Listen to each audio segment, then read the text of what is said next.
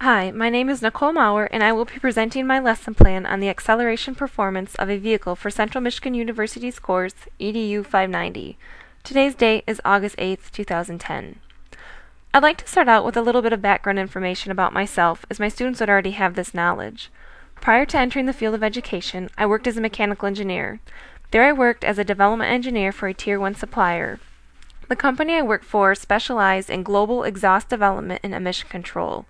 I personally work primarily on GM platforms, and it's because of this background that I wholeheartedly believe that mathematics is extremely beneficial in our everyday lives, and I strive every day to demonstrate this to my students.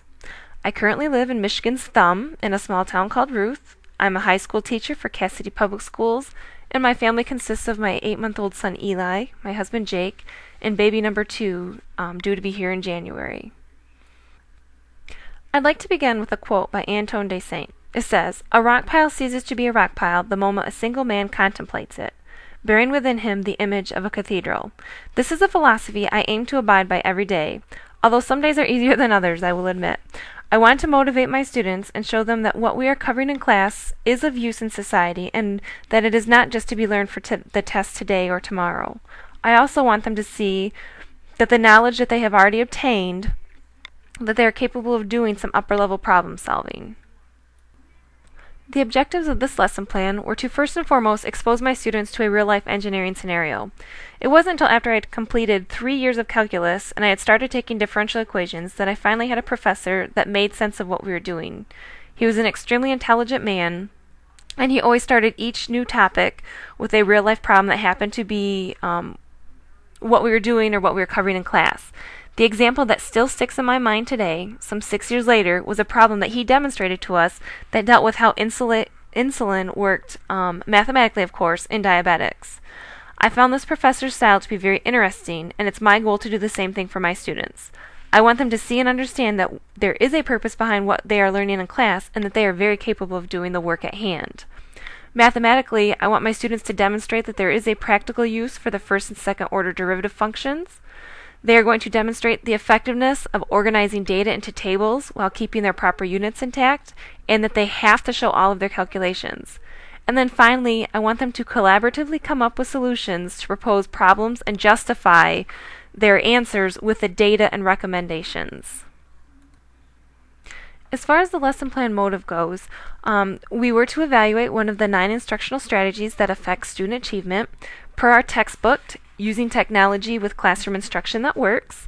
The strategy that I chose was identifying similarities and differences, and as you'll see, my students will be doing this, and I too will be doing this along with them. I am fortunate enough to work in a district where we have support classes for all of our cores, and I am fortunate enough to work in these support classes, so I too will be utilizing the technology-based and the non-technology-based lesson plans and doing a comparison at the end to see which one was more effective, and my hope is to take kind of the best pieces from both and then incorporate that into my future support classes.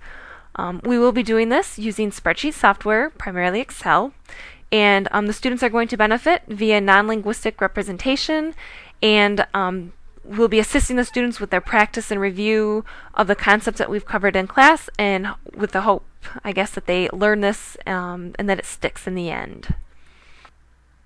In a nutshell, I do teach calculus for high school juniors and seniors.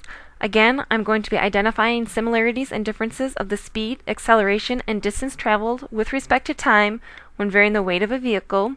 I'm looking at about one 53-minute class period per week at least, and then additional time if it allows.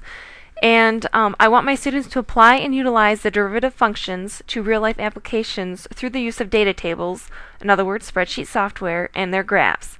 Using the data, they're going to have to make a proposal as to whether or not it would be worthwhile to market a new vehicle in their given area. With regards to the technology lesson plans, in weeks 1 through 3, we're going to start out with a pre-assessment, which will be graded in class. And I have 3 questions. I want the students to briefly describe what their predictions are going to be when we change the mass, and I want them to tell me what the effect that this has on the acceleration, speed, and distance traveled. I want them to describe the shape of the graph and whether or not a change in mass would affect this shape. And then also I want them to give me kind of a heads up as to what they know with regards to creating equations in Excel. So I do want them to give me a couple examples of some equations that they can use for the given problem. For the remainder of weeks 1 through 3, we are going to review free body diagrams, as not all of my students have taken physics. We're going to define the terms provided on a worksheet, and these terms are coming from the free body diagram. And as you'll see here, the worksheet below shows that the left-hand side is the front side of the worksheet, the right-hand side is the back side of the worksheet, and all of the terms will be left blank, and we will go through this in class and fill the remainder of this in. For weeks 4 through 7, this is when the students get to start using the actual technology. We're a district that's fortunate enough to have 2 classroom sets of 30 mobile laptops in addition to our computer labs. And this is a nice tool to have access to, so I do like to utilize it. We're going to begin setting up our models. I'm going to provide a list of vehicle data to each student, and I don't like to dictate how they have to lay out their models. So I do like to give them a little bit of leeway on that, because I do think it's important that they get in the habit of taking data that's given to them and put it into a format that's not only easy for them to use, but also for others to understand. I've also found that if I do not specify a certain layout, I can usually catch a few of those students that think they can just copy and paste information and turn it in for a grade. I do require the students to print off their equations and calculations. I found that this kind of helps enforce them to use the actual equations and not just trying to hand calculate things and typing the numbers into the Excel spreadsheet. This here is an example of a layout. You can see there's given information, and then they have to go through and put all their equations in to get the rest of the numbers based on the equations that I have given them for calculations. In week 8, we do generate plots. We will be generating plots for acceleration, velocity, which is speed, and distance, all with respect to time. These 3 plots will initially be done for a baseline vehicle, and then once they have the baseline vehicle data and graphs compiled, they'll then go back into their models and change the mass value to represent the new vehicle. The mass is almost half for the new vehicle. I like to do this for 2 reasons. 1, I want the students to see how all of the numbers will automatically update in their models if the models are put together correctly. And then 2, I like to have the students see that their graphs will also change as their inputs change. Once a new mass has been entered into the models, the acceleration, velocity, and distance plots will need to be printed off again so that the students can start comparing between the 2 vehicles. For the rest of week 8 and all of week 9, the students are going to use their generated plots and calculations to compare and contrast the 2 vehicles. They have to write a proposal to their boss explaining why it would be or would not be worthwhile to market this new vehicle in their area.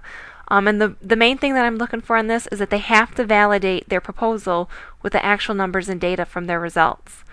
And I do offer an extra credit opportunity. They have to research current production vehicle data and then compare it to that of their new small truck. And depending on how much effort and how much information they're able to obtain will determine the amount of extra credit that they can get. Okay, and now for the non-technology lesson plan. This is actually very similar to the technology lesson plan. However, the calculations are going to be done manually, and they must show their work. If work is not shown, I will not accept the project. I will be checking their numbers a little more frequently throughout the entire process to see if we can help eliminate any errors up front instead of waiting until the end. The graphs are going to have to be created manually.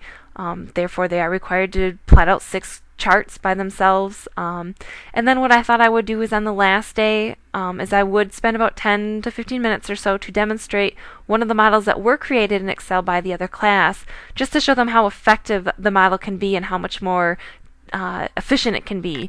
I'm sure they're not all going to be happy with me at this point in time, but at least they'll be able to see the benefits of the technology. As far as the post-assessment goes, students are going to propose whether or not to market the new lightweight vehicle, and I'm not really looking so much for a right or wrong answer as much as I am looking to see that they have utilized their calculated data and charts to support their stand. Their data has to be reasonable, of course, and make sure that their graphs are showing what their data shows. And then the third piece that I'm looking for is that they write a very professional, meaning complete sentences and proper format, proposal to convey the ideas and support that their group has come up with. My hypothesis is that for the technology lesson plan, upon the completion, I do think that the students are going to have a better understanding of how first and second order derivatives work. They're going to be able to use the equations from an Excel spreadsheet. They're going to be able to generate the graphs based on those, the data that they got from their spreadsheet. And then I think they're going to have a really good understanding of how to interpret their data and then make predictions based upon their data in their charts. I do think that the non-technology lesson students will gain those as well. However, I think these students are going to struggle a little more as they're going to be dealing probably with a few more errors, which could alter their results. I think this is going to create a higher level of frustration.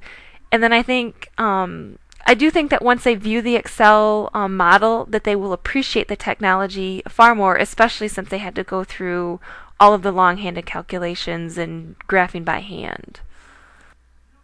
And finally, I'd like to end again with my quote. A rock pile ceases to be a rock pile the moment a single man contemplates it, bearing within him the image of a cathedral. It's my hope that the students will take this lesson and see that technology, along with calculus, are not just rocks in a pile, but rather I want them to see that if they take that rock pile and use the tools, they can make and do anything that they choose to. My ultimate goal is to someday have a student of mine go and make some money off from what they've learned in my class, and then hopefully they remember me in the long run. But with that said, I'd like to thank you for your time. It's been great working with you, and I wish you all the best of luck. Thank you.